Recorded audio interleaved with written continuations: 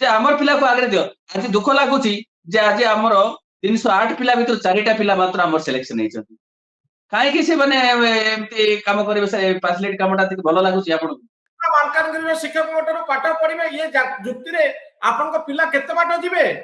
ଆପଣ 100 ଜଣ 200 ଜଣ ପିଲାଙ୍କୁ ସିନା ଚାକିରି ଦେଇଦେବେ, 2 ଲକ୍ଷ ଆଜ୍ଞା ପିଲାଙ୍କର ଭବିଷ୍ୟତ ବନ୍ଧା ପଡିବ କି ନାହିଁ? ନାଇଁ ନାଇଁ ଆମେ କହିବା କଥା ସାର୍, ଦେଖନ୍ତୁ ବନ୍ଦା ପଡିବ ସେ କଥା ତ ଆମେ ବି ଆନାଲିସିସ୍ କରୁଛୁ। ତ ଏଇଠି ମଧ୍ୟ ବହୁତ ପିଲା ଅଛନ୍ତି ଆପଣଙ୍କର ଡିଗ୍ରୀ ହାସଲ କରିକି ଏଇଠି ପିଲା ପାଇପାରୁନାହାନ୍ତି କାହିଁକି? ଯେ ଏଥିପାଇଁ ଯେ କୋଷ୍ଟାଲ ବେଲ୍ଟ ର ପିଲା ସହିତ ଆମ ପିଲା ସମସ୍କନ୍ଦ ନୁହନ୍ତି। ଯେହେତୁ ସେମାନେ କୋଚିଂ କରିକି ପାଠ ପଢିଲେ ଏବଂ ଆମ ପିଲା କଣ କଲେ, ଅଧା ଚାଷ କାମ କଲେ ଅଧା ପାଠ ପଢିଲେ।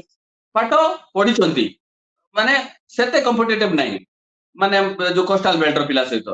ତ ଆମେ ତେଣୁ କରି କହୁଛୁ ଯେ ସାଧାରଣତଃ ଏ ଯୋଉ ଚତୁର୍ଥ ଶ୍ରେଣୀ କର୍ମଚାରୀ ସି ଏବଂ ଡି କ୍ଲାସ ଶିକ୍ଷକ ଦେଲେ ସେମାନେ ହୁଏତ କରିପାରିବେ, କାମ କରିପାରିବେ। ତ ସେମାନେ ତ ଆମେ କହୁନୁ ଯେ ଗୋଟେ କିରାଣୀର କାମ, ଆମେ କହୁନୁ ଗୋଟେ ଇଞ୍ଜିନିୟର କାମ। ତ ଏଇ ପୋଷ୍ଟକୁ ଯଦି ଆମେ ପୁଣି ଏଠି ପିଲା ହାତ ଛଡା କଲେ, ଆଜି ଆପଣ କହିଲେ ବିଶ୍ୱାସ କରିବେ ନାହିଁ ଆଜ୍ଞା, ମୁଁ ଆଜି କେନ୍ଦ୍ରାପଡାର ଭଉଣୀ ସହିତ ମୁଁ କଥା ହଉଥିଲି। କେନ୍ଦ୍ରାପଡାର ଭଉଣୀ ଜଣେ କହୁଥିଲା ଯେ ଆଜ୍ଞା ସରକାର ଆମକୁ ଏତେ ହଇରାଣ କରୁଛି, ଆମେ ନବରଙ୍ଗପୁର ଗଲୁ ନବରଙ୍ଗପୁରରେ ତୋଳିଲେ, ଆପଣ ମାଲକାନଗିରି ଆସିଲୁ ମାଲକାନଗିରିରେ ତୋଳୁଛନ୍ତି। ଯେ ଏଇଟା କେମିତି?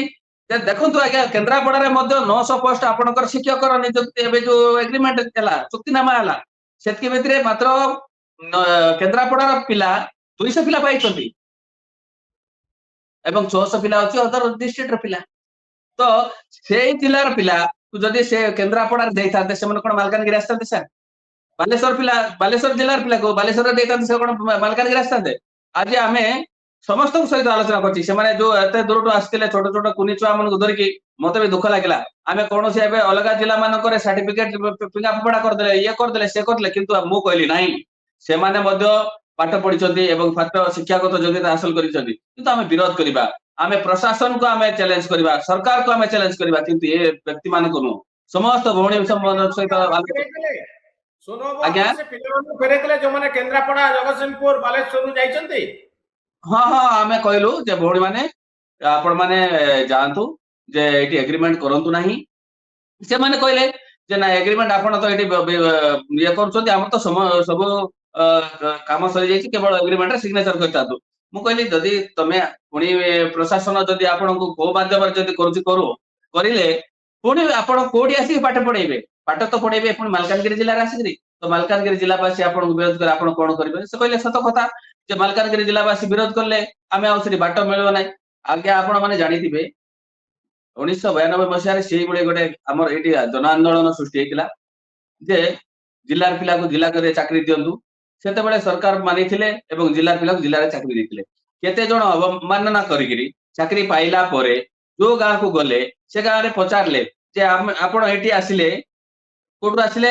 ନା ମୁଁ ବାଲେଶ୍ୱରରୁ ଆସିଲି, କଟକରୁ ଆସିଲି। ନାଇଁ ନାଇଁ ନାଇଁ ନାଇଁ, ଆପଣଙ୍କ ଜିଲ୍ଲାରେ ଆପଣ ଚାକିରି କରନ୍ତୁ, ଏଠି ରୁହନ୍ତୁ ନାହିଁ। ସେଠୁ ବିତାଡିତ କରାଯାଇଥିଲା। ସେମାନେ ଯାଇକି କଲେକ୍ଟର, ସେତେବେଳେ କୋରାପୁଟ କଲେକ୍ଟର ଥାଏ, କୋରାପୁଟ କଲେକ୍ଟରକୁ ସେମାନେ ଅନୁରୋଧ କଲେ ଯେ ଆଜ୍ଞା ସେ ଗାଁରେ ଗଲେ ଆମକୁ ଥୋଡି ଦେଉଛନ୍ତି, ଆପଣ କୋଉଠି ଚାକିରି ଦେଉଛନ୍ତି? ସେ କହିଲେ ଆପଣ ଯଦି ଚାକିରି ଛାଡି ଦିଅନ୍ତୁ, ନଚେତ ଅନ୍ୟତ ଯଦି ଆପଣଙ୍କ ଜିଲ୍ଲାରେ ନିଯୁକ୍ତି ବାହାରିଲେ ଆପଣ ପକାନ୍ତୁ।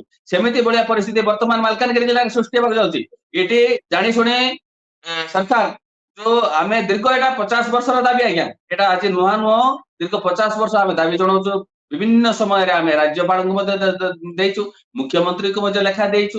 ତେଣୁକରି ୟାର ଉପରେ ନିଶ୍ଚିତ ଭାବରେ ଗୋଟେ ପୁଙ୍ଖାନୁପୁଙ୍ଖ ଆଲୋଚନା ହେବା ଦରକାର ଥିଲା ଯେ ଏଠିକାର ପିଲାଙ୍କୁ ପ୍ରଥମ ପ୍ରାୟୋରିଟି ଦେଇକି ଆମେ କହୁନ ଏବେ ଧରନ୍ତୁ ଆଜ୍ଞା ଆମର ଏଠି 555 ସିଟ୍, 555 ସିଟରେ ମାତ୍ର ଆମର 300 ପିଲା ପାଇବେ।